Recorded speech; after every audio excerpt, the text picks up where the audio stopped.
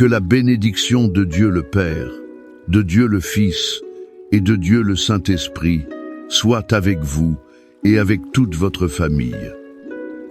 Bonjour, chère famille de Dieu, soyez les bienvenus dans cet espace de refuge et d'espoir. Mon nom est votre guide spirituel, et c'est un immense honneur de pouvoir partager ce moment sacré de prière et de réflexion avec chacun de vous. En cet instant, je vous demande de respirer profondément et de relâcher les tensions de votre journée. Et que, par la foi, vous ouvriez votre cœur pour recevoir le toucher du ciel. Imaginez maintenant que Dieu lui-même étende sur vos épaules un manteau lourd, mais non pas un fardeau, mais plutôt un manteau de paix, une paix qui dépasse toute compréhension et qui commence à calmer la tempête en vous. Sentez ce manteau couvrir non seulement vous, mais aussi chaque membre de votre foyer, chaque enfant, votre conjoint, vos parents. Et par la foi, visualisons ensemble le sceau du Saint-Esprit marqué sur la porte de votre maison. C'est un signe que ce territoire appartient au Seigneur, un lieu où le mal ne peut prévaloir. C'est un temps de sainteté, un temps de connexion. Nos voix s'unissent pour implorer un miracle que seul Dieu peut accomplir. Le miracle de la protection, de l'unité et de la restauration familiale complète. Préparez votre esprit, car nous entrons dans la présence du Roi. Et maintenant, ensemble, comme une armée d'intercesseurs, nous allons nous lever en autorité spirituelle pour prendre possession des bénédictions qui nous appartiennent. Nous ne luttons pas contre des personnes, mais contre les principautés et les puissances qui tentent de voler la paix de nos foyers.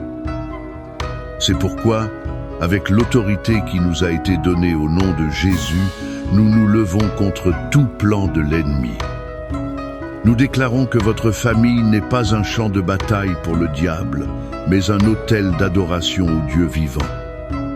Au nom de Jésus, nous brisons toute malédiction de divorce, de séparation et d'infidélité. Qui aurait pu être lancé sur votre lignée familiale? Nous annulons l'efficacité des paroles de défaite, de critique et d'amertume qui ont été prononcées entre les murs de votre maison.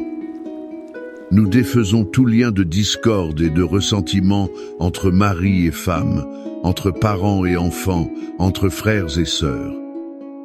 Nous réprimandons et ordonnons à tout esprit de rébellion, de dépendance et de désobéissance de se retirer maintenant de la vie de vos enfants. Nous réclamons le sang de Jésus sur l'esprit, le cœur et le corps de chaque enfant, de chaque jeune, les protégeant des mauvaises influences, des accidents et de toute flèche enflammée du malin. Nous brisons le pouvoir de l'esprit de misère et de dette, et nous déclarons la provision abondante du Seigneur sur vos finances. Nous détruisons toute forteresse d'orgueil, de manque de pardon et de communication défaillante.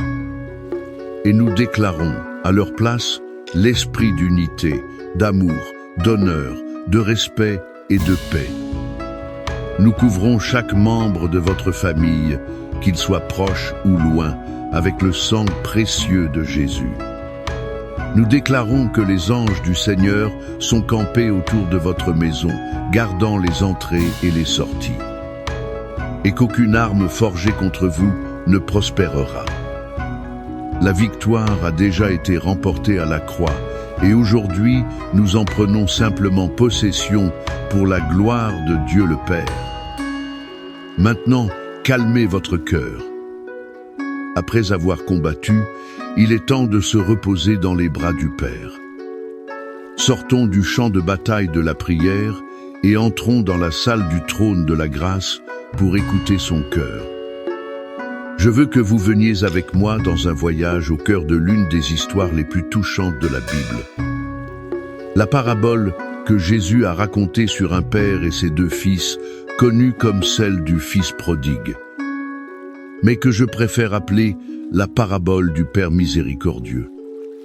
Il y avait un père qui avait tout, des terres, des serviteurs, des richesses. Et il avait 2 fils. Le plus jeune, impatient et arrogant, se présente à son père et fait la demande la plus cruelle qu'un fils puisse faire.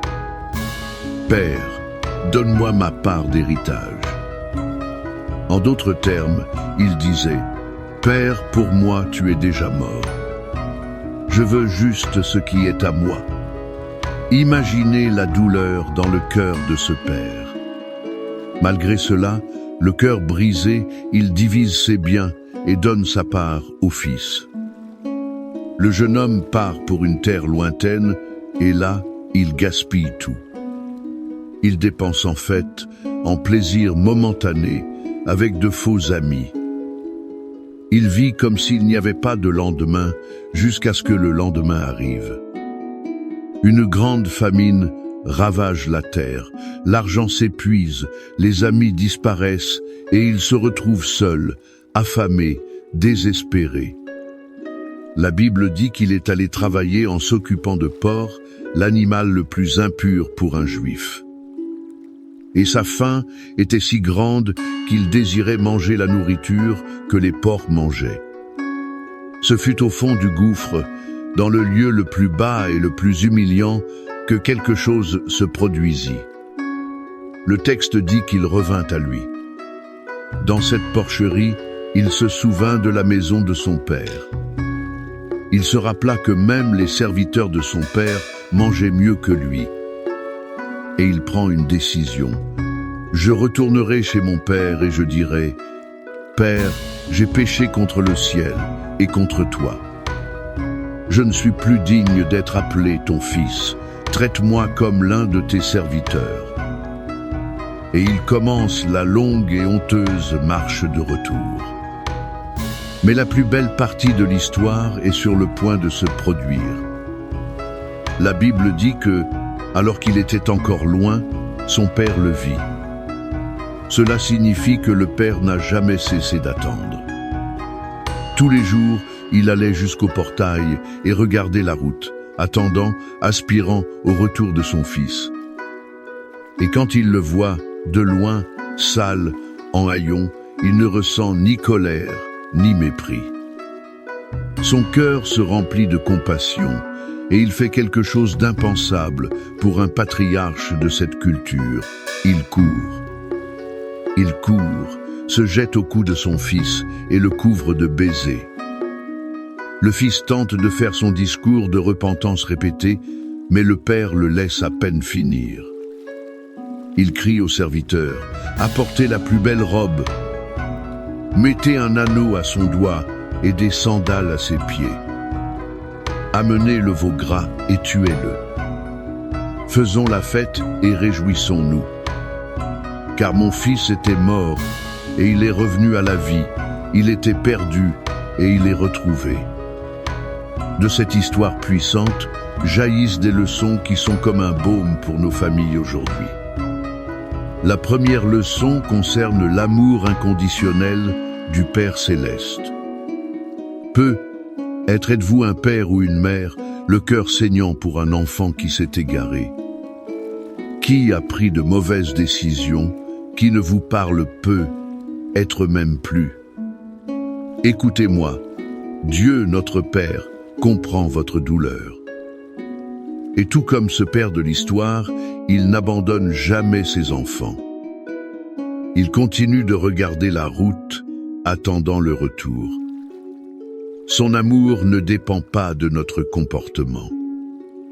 Il nous aime parce qu'il est amour.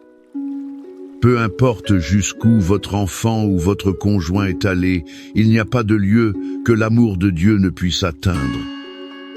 Votre prière de père et de mère a le pouvoir de créer une sainte nostalgie dans leur cœur, un désir de rentrer à la maison.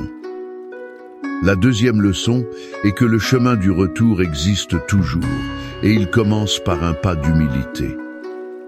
Le fils prodigue n'a commencé son voyage de retour que lorsqu'il revint à lui, quand il a reconnu son erreur et s'est humilié.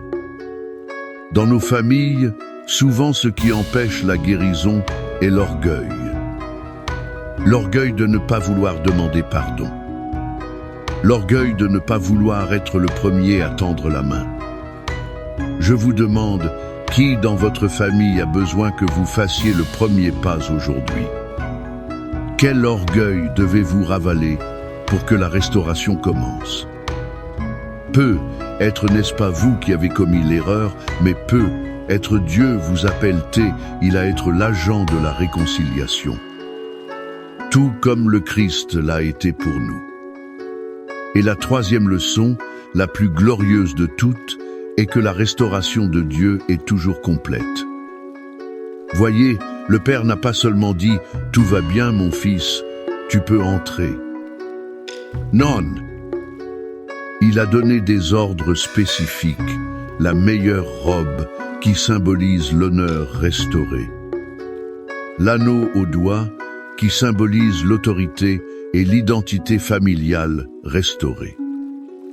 Les sandales aux pieds qui le différenciaient d'un esclave, restaurant sa position de fils. Dieu ne veut pas seulement raccommoder votre famille. Il veut restaurer entièrement. Il veut rendre l'honneur, l'identité et la dignité qui ont été perdues dans les crises. Il veut transformer votre histoire de douleur en un témoignage de fête et de célébration. Cette histoire du Père, aimant qui court à la rencontre de son Fils, n'est pas seulement un beau conte. C'est une promesse vivante de la nature de Dieu. Et cette promesse de soin et de protection est codifiée pour nous dans sa parole, de manière poétique et puissante.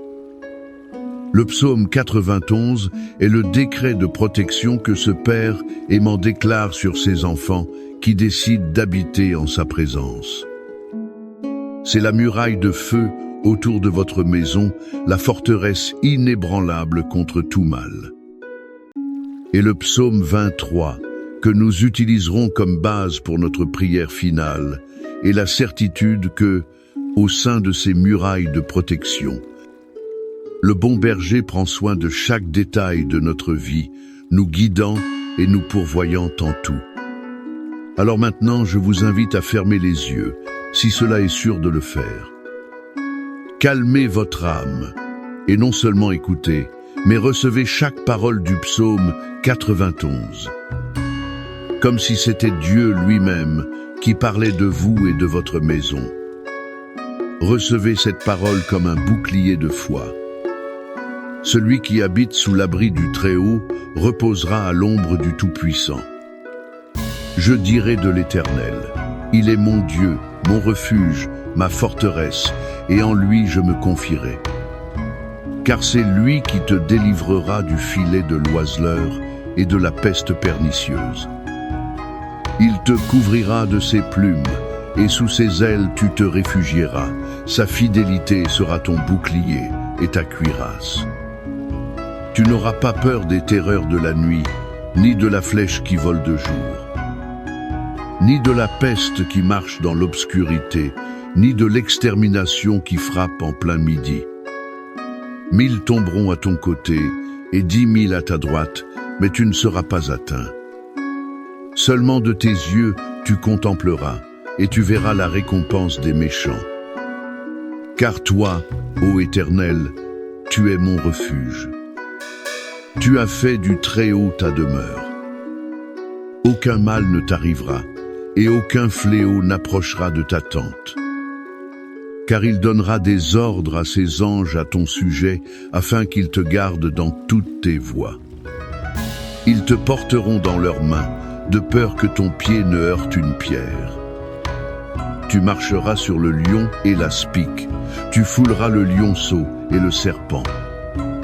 Puisqu'il m'a tant aimé, je le délivrerai aussi, je le mettrai en lieu sûr, car il connaît mon nom. Il m'invoquera, et je lui répondrai. Je serai avec lui dans la détresse, je l'en retirerai, et je le glorifierai. Je le rassasierai de longs jours, et je lui ferai voir mon salut. Père bien-aimé, à la lumière de ta parabole d'amour et fortifiés par la promesse inébranlable de ton psaume. Nous nous présentons humblement devant toi, non comme des serviteurs, mais comme des fils et des filles aimés. Nous apportons à tes pieds le bien le plus précieux que tu nous aies donné, notre famille. Seigneur, en ce moment, nous voulons prier spécifiquement pour chaque fils et fille qui, comme le prodigue, s'est éloigné du foyer. Loin de tes voies, loin de la communion familiale. Où qu'ils soient, Père, nous te demandons que ton Esprit Saint les atteigne, qu'ils reviennent à eux et qu'une sainte nostalgie du foyer et de ta présence inonde leur âme. Brise les chaînes des addictions, des mauvaises compagnies, des idéologies qui les emprisonnent. Père, comme ce Père de l'histoire, nous nous engageons à regarder la route tous les jours avec espérance. Et nous te demandons de préparer nos cœurs pour courir à leur rencontre avec une étreinte de pardon et non avec un doigt accusateur. Nous prions maintenant pour les mariages qui traversent la vallée de l'ombre de la mort. Là où la communication s'est brisée, où la froideur s'est installée, où la rancune a bâti des murs, nous implorons ton intervention divine. Seigneur, restaure l'alliance matrimoniale. Répands l'huile de ton esprit sur les cœurs endurcis. Que l'amour, le respect, la patience et le pardon recommencent à couler. Que chaque couple puisse redécouvrir la joie de la compagnie l'un de l'autre. Et que leur foyer soit un reflet de ton union avec l'Église. Nous implorons la réconciliation entre parents et enfants, entre frères et sœurs, là où le silence et la distance sont devenus la norme. Là où il y a de la rancune, qu'il y ait guérison. Là où il y a de l'orgueil, qu'il y ait humilité. Là où il y a offense, qu'il y ait pardon. Unis les cœurs, Seigneur, par des liens d'amour qui sont plus forts que toute discorde. Et basés sur la promesse de ton psaume 23, nous déclarons « L'Éternel est le berger de notre famille, et c'est pourquoi nous ne manquerons de rien. » Père, ouvre les portes de la provision financière. Réprimande le dévoreur. Multiplie les ressources et enseigne-nous à être de bons intendants de tout ce que tu places entre nos mains. Que le pain ne manque jamais à notre table, mais qu'il déborde afin que nous puissions être une bénédiction dans la vie des autres. Enfin, Seigneur, nous étendons nos mains avec foi et prions pour la guérison. La guérison physique pour tous ceux qui sont malades dans notre entourage familial. Que ton pouvoir restaurateur parcourt chaque cellule, chaque organe, apportant vie et santé. Et nous prions pour la guérison des blessures de l'âme, les blessures du rejet, de l'abus, de la trahison, de la perte. Touche avec ton baume guérisseur chaque souvenir douloureux et transforme nos cicatrices en témoignage de ton pouvoir. Si vous croyez au pouvoir de cette prière, je veux vous inviter à sceller votre foi en ce moment. Écrivez ici dans les commentaires le nom de votre famille ou déclarez simplement « Ma maison sert le Seigneur ». En faisant cela, vous prophétisez et libérez cette parole de foi sur votre foyer. Que l'image du Père courant à votre rencontre reste gravée dans votre cœur durant toute cette semaine. Que la certitude de sa protection, telle que décrite dans le psaume 91, soit votre bouclier contre toute peur et anxiété. Que l'unité du Saint-Esprit commence à opérer de manière miraculeuse dans vos relations, apportant la paix là où il y avait la guerre et l'amour là où il y avait la douleur. Rappelez-vous, vous n'êtes pas seul dans ce voyage. Le Père attend, le Fils intercède et le Saint-Esprit vous donne le pouvoir. Allez en paix, couverts par la grâce, gardés par le pouvoir et aimés inconditionnellement par le Père. Que la bénédiction de l'harmonie, de la provision et de la santé divine repose sur vous et sur toute votre maison, aujourd'hui et pour toujours. Au nom du Père, du Fils et du Saint-Esprit. Amen.